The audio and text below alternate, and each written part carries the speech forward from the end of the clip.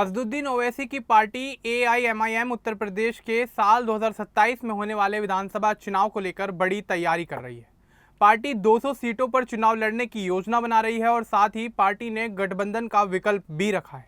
ओवैसी ने बहराइच से चुनाव अभियान की शुरुआत की और मटेरा सीट से पार्टी के प्रदेश अध्यक्ष शौकत अली को उम्मीदवार घोषित किया। पार्टी मुस्लिम और दलित वोटरों को जोड़ने की कोशिश कर रही है। सपा ने इसे लेकर जोरदार हमला बोला है। एआईएमआईएम के बसपा के साथ गठबंधन करने की संभावना भी जताई जा रही है। यह कदम यूपी की राजनीति में एक नया समीकरण बना सकता है। तो चलिए आगे बढ़ते हैं और आपको विस्तार से बताते हैं कि आखिर क्या है ये पूरा मामला।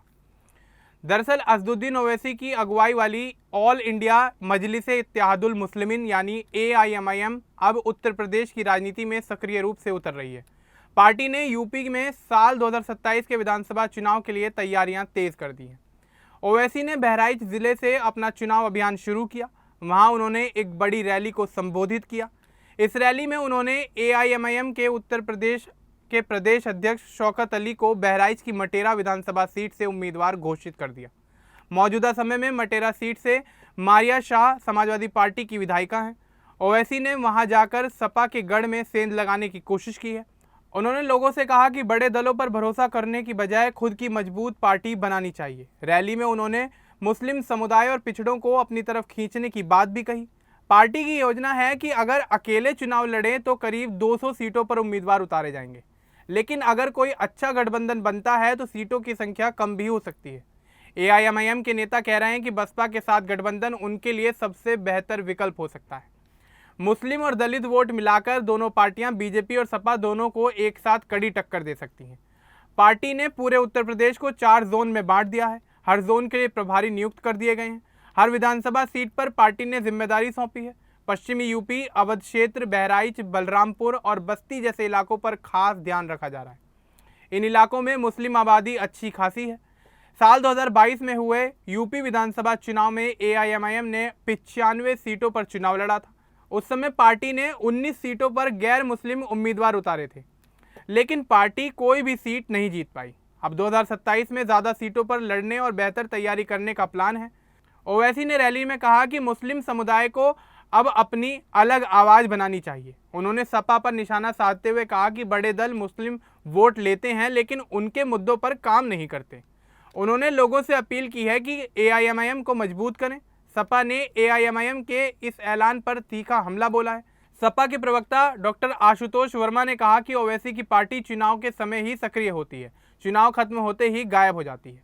उन्होंने कहा कि एआईएमआईएम के आने से बीजेपी को फायदा होगा। मुस्लिम समुदाय इस बात को समझता है। सपा प्रवक्ता ने मटेरा सीट का उदाहरण दिया। उन्होंने कहा कि जब से यह सीट बनी है सपा यहाँ लगातार जीतती ही आई है। अब एआईएमआईएम के आने से वोट बढ़ सकते हैं, इससे बीजेपी को लाभ मिल सकता है। एआईएमआईएम के नेता दबी जुबान में बसपा के साथ गठबंधन की बात कर रहे हैं। उनका मानना है कि मायावती की पार्टी के साथ हाथ मिलाने से मुस्लिम दलित वोट एक हो जाएंगे। इससे बीजेपी को रोकना आसान हो सकता है, लेकिन अभी कोई आधिकारिक बातचीत की पुष्टि नहीं हुई है। पार्टी सही समय पर पहल करेगी। ओवैसी की रणनीति सपा के मुकाबले खुद को मुस्लिम समुदाय के लिए बेहतर विकल्प बताने की है। वे कहते हैं कि सपा और कांग्रेस जैसे दल मुस्लिमों की सुरक्षा और विकास पर ठोस काम नहीं कर पाए।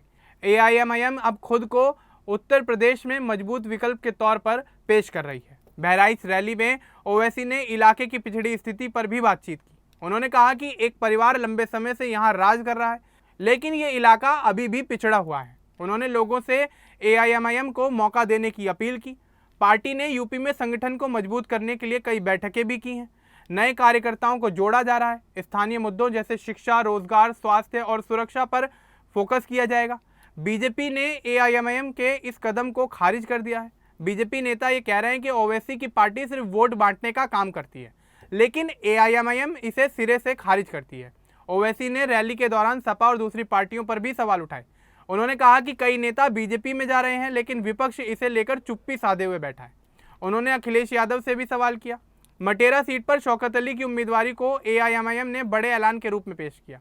शौकत अली लंबे समय से पार्टी के लिए काम कर रहे हैं। वे स्थानीय स्तर पर काफ़ी ज़्यादा सक्रिय कार्यकर्ता के तौर पर देखे जाते हैं। पार्टी का पूरा फोकस सिर्फ मुस्लिम वोट पर नहीं है। वे दलित, पिछड़े और वंचित समुदायों को भी साथ लाने की कोशिश कर रहे हैं। 19 गैर मुस्लिम उम्मीदवार उतारने का 2022 का अनुभव अब काम आएगा। यूपी में कुल 403 विधानसभा सीटें हैं। अगर एआईएमआईएम 200 सीटों पर चुनाव लड़ती है तो उसका प्रभाव कई क्षेत्रों में दिखाई देगा। खासकर मुस्लिम बहुल इलाकों में वोट बंटने की आशंका भी जताई जा रही है। एआईएमआईएम ने 2022 में ज़्यादा बेहतर प्रदर्शन नहीं किया था, लेकिन अब ज़्यादा तैयारी के साथ पार्टी चुनावी मैदान में उतरने की कोशिश कर रही है। पार्टी का कहना है कि पिछले चुनाव से सबक लिया गया है। ओवैसी की रैली के बाद यूपी की राजनीति गर्म हो गई है। सभी पार्टियां इस नई चुनौती पर नजर रखे हुए हैं। सपा, बसपा और बीजेपी अब अपनी रणनीति को बदल सकती हैं। प्रदेश में इंटरनेट और सोशल मीडिया पर इस खबर की चर्चा तेज हो गई है। लोग अलग अलग राय रख रहे हैं।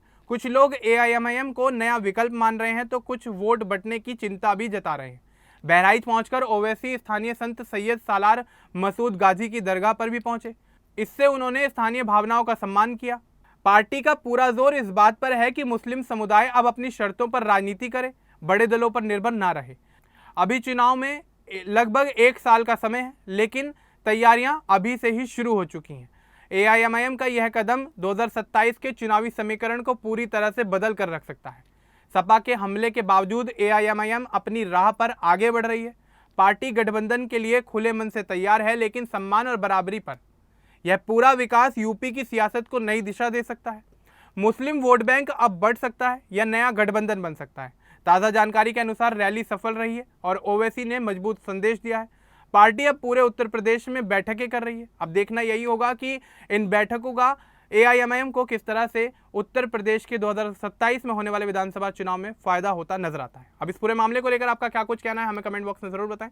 बाकी इस तरह की और अपडेट्स के लिए हमारे चैनल को सब्सक्राइब करना ना भूलें। धन्यवाद।